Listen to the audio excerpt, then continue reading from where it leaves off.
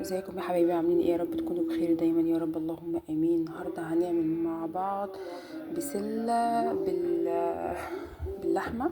تمام. اول حاجه هنجيب البصله وهنقطعها مكعبات صغيره. وهنرجع لكم تاني. قطعناها بالشكل ده. هنقطع بقى اللحمه مكعبات. تمام، عشان نتبلها مع البصل اما يدبل خالص. قطعناها مكعبات صغيره.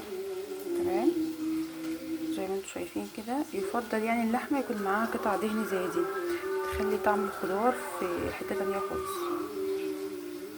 هتيجي بقى نحطها مع البصله بعد ما اتبلت. ادي البصله بتاعتنا متبله بالشكل ده. هننزل بقى عليها اللحمه واحده واحده. بسم الله الرحمن الرحيم.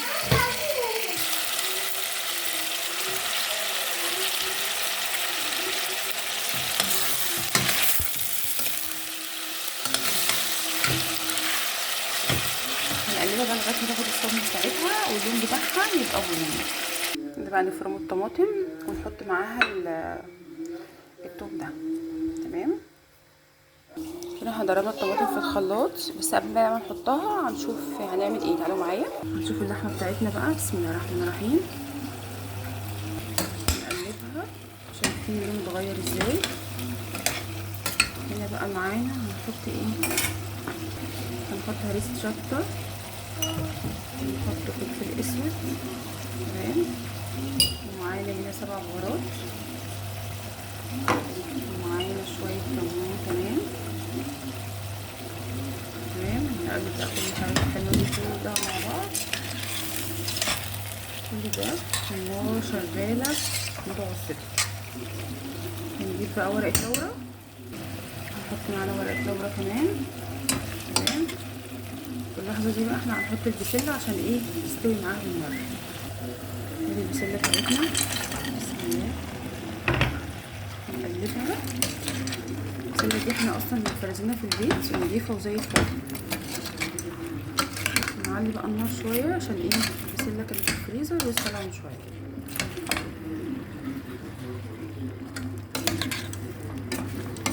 مجرد بس نغلي غلوه وهنخلي النار متوسطه. شايفين الجمال ما شاء الله. نغطيها بقى ونسيبها ايه؟ تهدى مع نفسها. يلا بينا نشوفها. بسم الله. هي كده غليت. هنقوم بقى حاطين ايه؟ الطماطم بتاعتنا. تمام، هنقلب بقى تقليبه ونسيبها. مش هنحط ملح بقى ولا نحط اي حاجه خالص لغايه ما ايه؟ ما تتسبك معانا. بصوا بقى يا جماعه، غرفه الولاد طبعا انا مش هسيبها بالمنظر ده. انا قلت قبل الاكل ما احطه على النار واسيبه يستوي، لا ما اقعدش جنبه. اقوم بقى اشوف اوضه الولاد.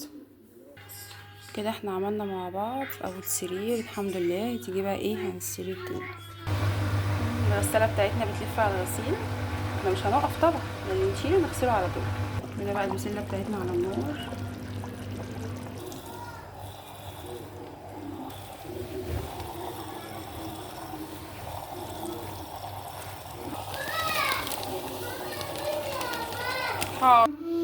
كده احنا خلصنا اوضه الولاد ونضفناها.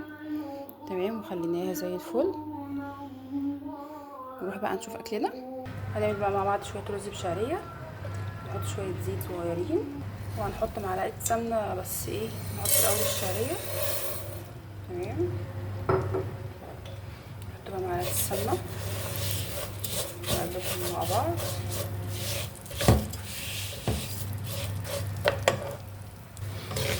شايفين لونها بقى عامل ازاي؟ بس عشان نخليها لون واحد لازم نحط ايه؟ الملح في المرحله دي. تمام، فنخليها تبقى ايه؟ لون واحد. هنا بقى نزلنا بالرز هنقلبه. ناخد بقى تشويحه بسيطه عشان كل بقى ايه؟ يبقى طعم واحد. بيختلف على فكره لما نشوح الرز تشويحه بسيطه كده يبقى طعمه لذيذ وجميل.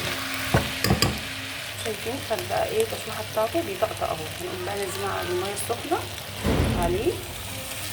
هو بيحب الميه بس مش قوي عشان ما ينزلش منه.